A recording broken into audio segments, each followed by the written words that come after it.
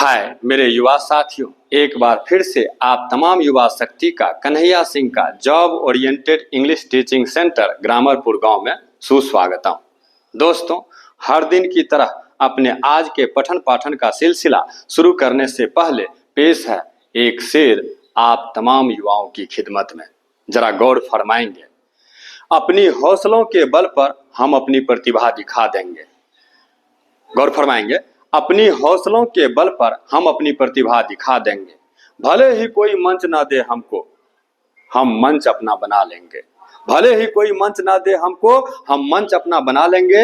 जो कहते खुद को सितारा है, जगमगाकर उनके सामने ही, जो कहते खुद को सितारा है, जगमगाकर उनके सामने ही चमक कर देंगे उनकी फीकी, और सूरज खुद को बना लेंगे, और सूरज खुद को बना लेंगे। दोस्तों, आइए लौटते हैं पुनः अपने पठन पाठन की दुनिया में। साथियों, जैसा कि आपको पता है कि हमने पिछले कई क्लासेस से आपके लिए, आपके वर्ड पावर को डेवलप करने के लिए, आपको वर्ड सिखाने के लिए कई वीडियोज को बनाते आ रहे हैं। और आपके वर्ड को डेवलप करने के लिए हमने कई हेडिंग खोला हुआ है। आने वाले समय में इस हेडिंग के अंतर्गत सारे वर्ड को आपको सिखाया जाएगा। तो जिसमें कि पहला हेडिंग हम आपके लिए खोले हुए हैं, इंटरनेशनल किताब वर्ड्स आर इंपॉर्टेंट, जिसके लेखक है एस.सी. हार्डविक, जो लंदन से प्रकाशित होकर पूरे दुनिया में मिलती है। उस किताब के वॉल्यूम नंबर 0 का लेसन नंबर 1 से आपको 94 वर्ड सिखाए हुए हैं। अगर आप नहीं देखे हैं तो आप देख लीजिए, पीछे कई उसको लेसन 1 के शब्दों को सिखाने के लिए कई पार्ट में हम तोड़ करके सिखाए हैं। तो 94 वर्ड सिखाए हैं।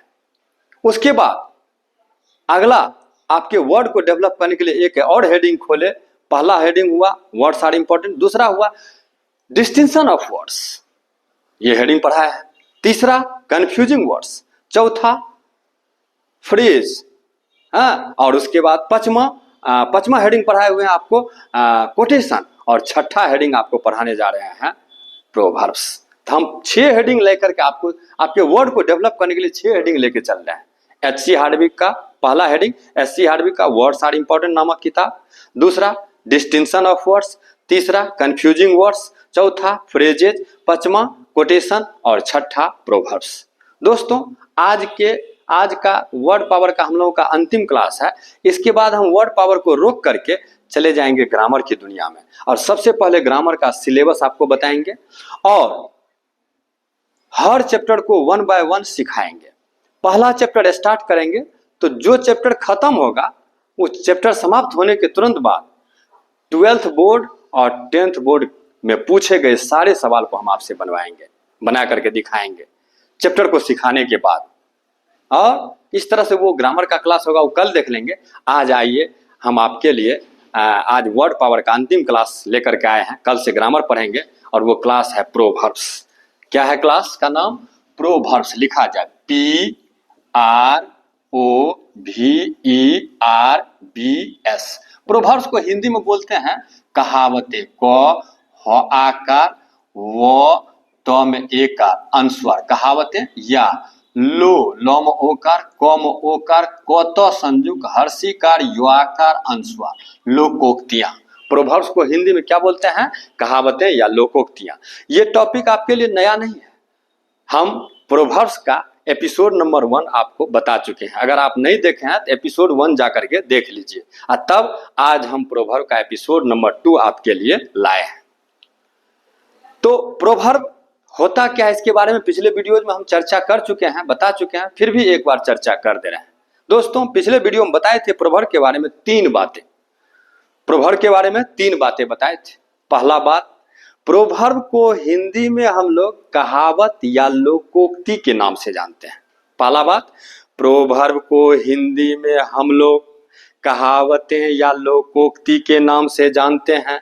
दूसरा बात, प्रोवर्ब का कोई राइटर नहीं होता है, प्रोवर्ब का कोई लेखक नहीं होता है, प्रोवर्ब का कोई ऑथर नहीं होता है। कैसे?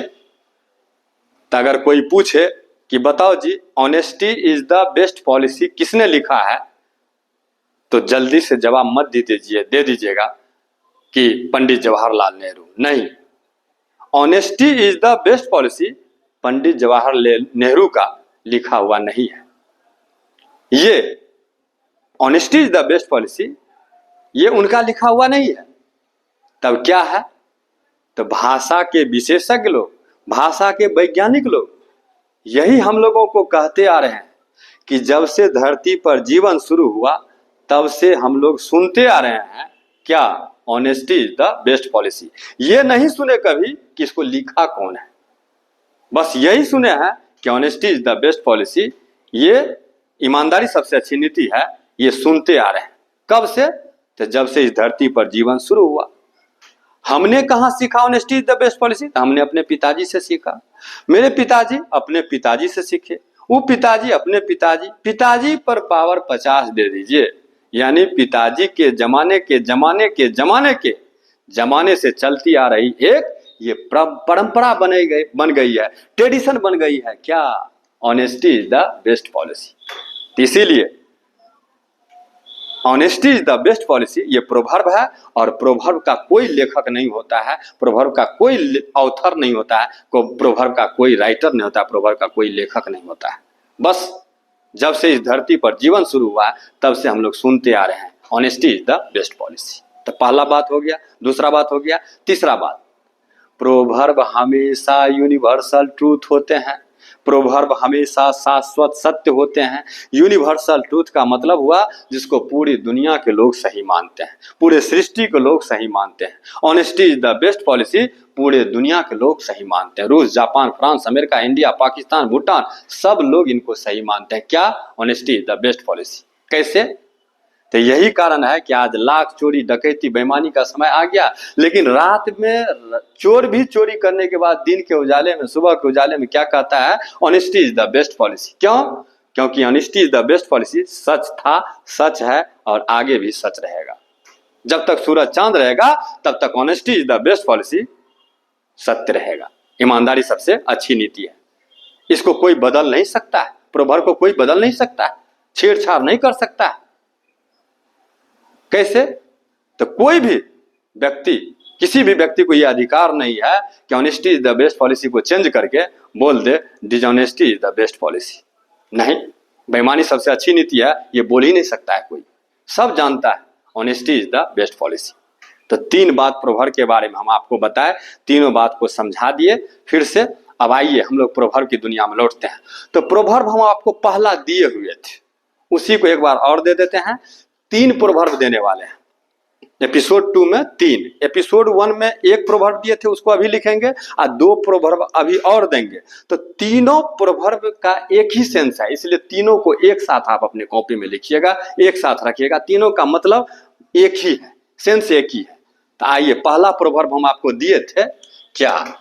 नंबर 1 में दिए थे even, EVEN, the, THE, the, longest, LONGEST, longest, journey, JOURNEY, journey, begins, BEGINS, begins, with, WITH, A, single, SINGLE, single, step, STEP। फिर से पढ़ दे रहे, मिला लीजिए और नोट करिए। Even the longest journey begins with a single step. Even the longest journey begins with a single step. मतलब, इसका मतलब बताए थे, लंबी से लंबी यात्रा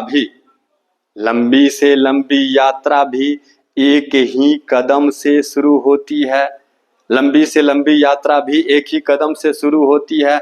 even the longest journey begins with a single step. इसका क्या मतलब हुआ? पिछला वीडियो जाकर के देख लीजिए। अब इसी से मिलता जुलता सेंस दूसरा प्रोवर्ब का है। दूसरा प्रोवर्ब क्या है? तो लिखा जाए आज का दूसरा proverb, those, THOSE, those, who, WHO, who, removed, REMOVED, removed, the, THE, the, mountains, MOUNTAINS, mountains, started, STARTED, started, by throwing, THROWING, throwing, a single, SINGLE, single, stone, STONE, मिला लीजिए। Those who removed the mountains, those who removed the mountains started by throwing a single stone, मतलब जिन्होंने पर्वतों को उखाड़ फेंका, जिन्होंने पर्वतों को उखाड़ फेंका उन्होंने भी एक ही पत्थर से फेंकना शुरू किया। जिन्होंने पर्वतों को उखाड़ फेंका उन्होंने भी एक ही पत्थर से फेंकना शुरू किया, मतलब सेंस वही है। Even the longest journey begins with a single step, single step, लंबी से लंबी यात्रा भी एक ही कदम से शुरू होती है। तो ये दो प्रोवर्ब हुआ। और तीसरा प्रोवर्ब आज का लिखिए लास्ट, तीसरा है even, E V E N, even, even the journey of a, the THE, the journey, JOURNEY, journey of a 1000, THOUSAND, 1000 miles, MILES, even the journey of a 1000 miles begins with a single step, BEGINS, begins with a single step, single step, SINGLE, single step। मतलब इसका भी मतलब वही है जो दोनों proverb का है। क्या है सेंस कि इसका हिंदी लिखा जाए कि even the journey of a 1000 miles begins with a single step, मतलब कि 1000 मीलों की यात्रा भी, 1000 मीलों की यात्रा भी एक ही कदम से शुरू होती है। 1000 मीलों की यात्रा भी एक ही कदम से शुरू होती है। नहीं तो देखा जाए एक बार तीनों प्रोवर्ब को बारी बारी से इंग्लिश हिंदी करके बता देते हैं। इवन पहला प्रोवर्ब है even the longest journey begins with a single step, even the longest journey begins with a single step, लंबी से लंबी यात्रा भी एक ही कदम से शुरू होती है।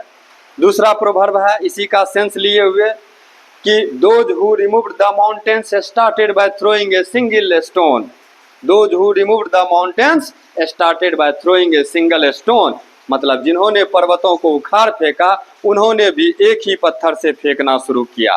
और इसी का तीसरा प्रोवर्ब है इसी दोनों प्रोवर्ब के का सेंस लिए हुए कि even the journey of a 1000 miles, even the journey of a 1000 miles begins with a single step, मतलब 1000 मीलों की यात्रा भी एक ही कदम से शुरू होती है। 1000 मीलों की यात्रा भी एक ही कदम से शुरू होती है।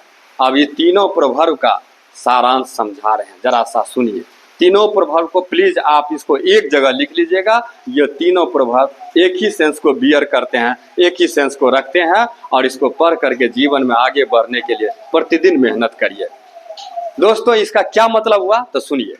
इसलिए तीनों का मतलब हुआ, तीनों प्रोवर्ब का मतलब कि धैर्य बनाए रखकर, इसीलिए धैर्य बनाए रखकर माथे को भगवान पर टेक कर, इसीलिए धैर्य बनाए रखकर और माथे को भगवान पर टेक कर सही दिशा में हमें हर दिन मेहनत पर मेहनत करते चले जाना चाहिए। इसीलिए दिल में धैर्य रखकर और माथे को भगवान पर टेक कर सही दिशा में हमें हर दिन मेहनत पर मेहनत करते चले जाना चाहिए। क्यों? तो क्योंकि बड़ी बड़ी सफलताएं, बड़ी बड़ी कामयाबियां छोटे छोटे कदमों से ही हासिल होती हैं। बड़ी बड़ी सफलताएं, बड़ी बड़ी कामयाबियां छोटी छोटी कदमों से ही हासिल होती हैं। यहाँ पर एक बहुत ही सुंदर दोहा हमको याद आ रहा है, वो दोहा हम आपसे शेयर करने जा रहे हैं और उसको लिख भी दे रहे हैं।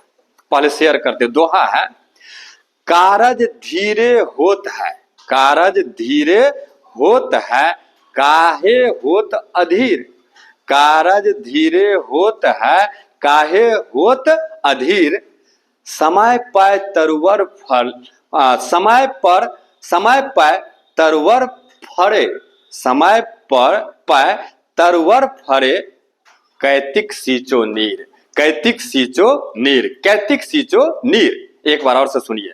दोहा है कि कारज धीरे होत है काहे होत अधीर, समय पाए तरवर फरे कैतिक सींचो नीर। इसका क्या मतलब है? इसको हम मतलब समझाते हैं। पहले वो हम दोहा को लिख दे रहे हैं, इसको मिटा देते हैं। दोहा है, लिखिए।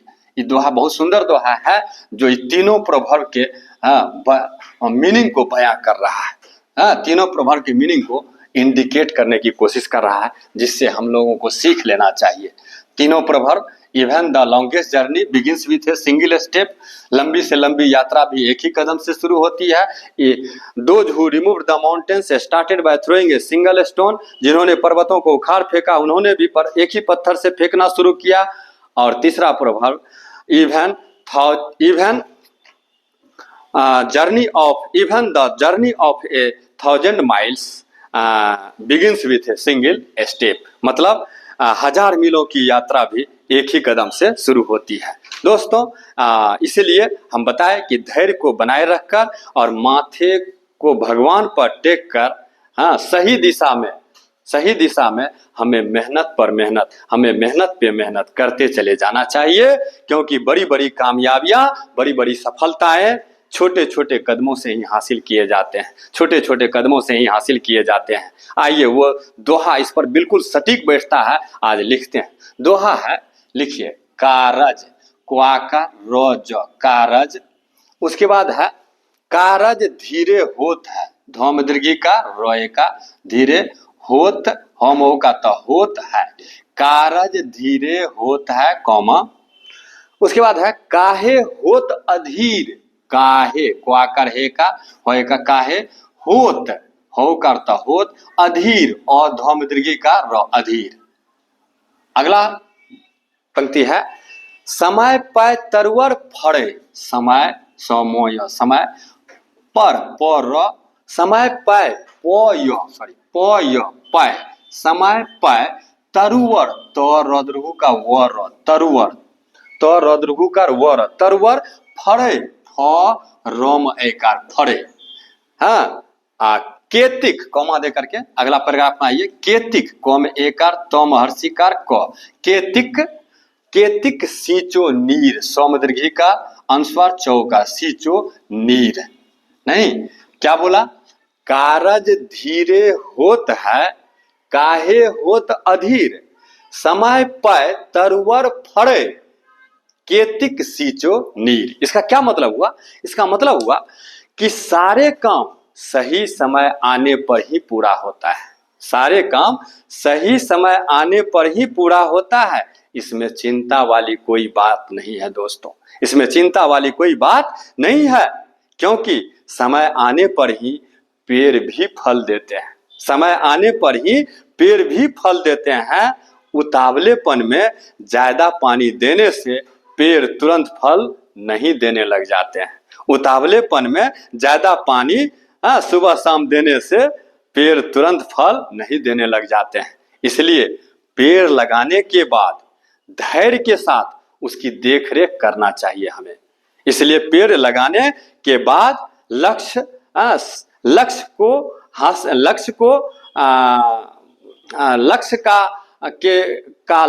बना लेने के बाद, लक्ष्य बनाने के बाद, एम सेट कर लेने के बाद, यानी पेड़ लगाने के बाद धैर्य के साथ उसका देख-रेख करना चाहिए, उसका धैर्य के साथ देख-रेख करना चाहिए।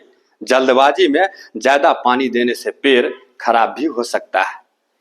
अतः हमें उतावलेपन दिखाने के बजाय धैर्य के साथ सही समय आने की प्रतीक्षा करनी चाहिए। उतावलेपन दिखाने के बजाय धैर्य के साथ सही समय आने का प्रतीक्षा करनी चाहिए। इसलिए हे मेरे युवा साथियों, आपसे ये मैं आह्वान करता हूं कि धैर्य रखिए, धैर्य धारण करिए, मेहनत कीजिए, परिणाम अवश्य ही मिलेगा, परिणाम अवश्य ही मिलेगा। ओके माय डियर फ्रेंड्स, आज का क्लास बस यहीं तक। कैसा लगा ये क्लास प्रोवर्ब का, आप जरूर हमें कमेंट बॉक्स में आकर के कमेंट से बता सकते हैं। दोस्तों, चाहे यूट्यूब हो या फेसबुक हो या फिर इंस्टाग्राम हो, हर चैनल पर एक ही मेरा ये ग्रामरपुर का चैनल है, नाम है ग्रामरपुर गांव, स्पेलिंग GRAMMAR PUR एक के साथ रहेगा, ग्रामरपुर एक ही साथ रहेगा, गांव स्पेस दे करके GAWN टाइप करके आप जो है हमारे चैनल को जरूर सब्सक्राइब कीजिए और अपने दोस्तों से भी सब्सक्राइब करवाइए, क्योंकि आने वाले समय में हम ऐसा ऐसा क्लास लाने वाले हैं जो आपको बिल्कुल जो है कामयाबी दिलाएगी और नॉलेज से भरपूर क्लास होगा, नॉलेज से भरपूर वीडियोज होगा और आप आने वाले समय में एक से बढ़कर एक कामयाबी की सीढ़ी चढ़ेंगे और कामयाबी का गुलाब खिलाएंगे। तो आज का क्लास साथियों बस यहीं तक। Thank you.